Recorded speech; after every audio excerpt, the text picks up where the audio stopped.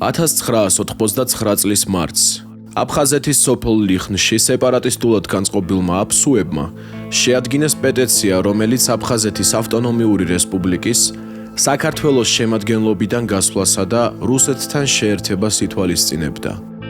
ამ ფაქტს მოყვა ჯერ რეგიონში, შემდგომ კი მთელ საქართველოში მცხოვრები ქართველების შეშფოთება, რის შედეგადაც 3 აპრილს საქართველოს ეროვნულ-განმათავისუფლებელი მოძრაობის ლიდერმა მერაბ კოსტავამ მხარდაჭერებთან ერთად სოხუმში პროტესტი გამართა.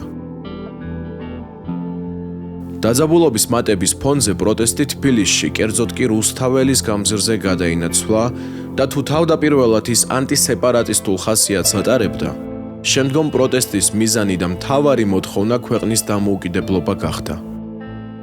მომდევნო დღეებში პროტესტმა უფრო მასშტაბური სახე მიიღო. საქართველოს ყველა კუთხიდან ჩამოდიოდა ხალხი და მხარს უჭერდა საქართველოს დამოუკიდებლობის მოთხოვნას. გაიფიცდნენ მუშები, დაიხურა სასწავლო დაწესებულებები.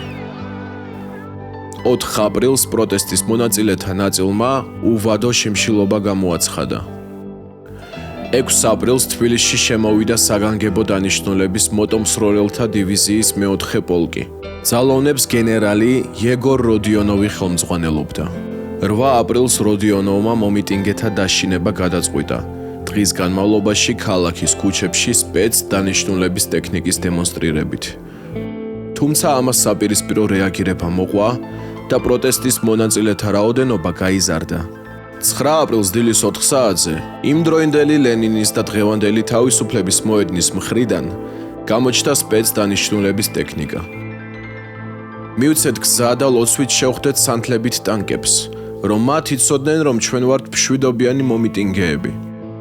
ყვება ლელა ვეფხვაძე 9 აპრილის ღამის პროტესტის ერთ-ერთი მონაწილე. საბჭოთა არმიის მხრიდან დემონსტრანტების დარბევა დაიწყო. ისინი მათ ხელკეტებით, ნიჩბებით, მხუთავი აირითა და ქიმიური სიცოცხლისთვის სახიფათო ნივთიერებებით უსწორდებოდნენ. რუსი ჯარისკაცების მხრიდან ჩატარებულ სპეცოპერაციას 21 ადამიანის სიცოცხლე შეეწირა და 4000-ზე მეტი დაზარალებული მოყვა, რომლებიც სხვადასხვა ტრავმებითა და ინტოქსიკაციით საავადმყოფოებში იყვნენ გადაყვანილნი. გარდაცვლილთა შორის უმეტესობა ახალგაზრდა იყო, 3 კი არასრულწლოვანი.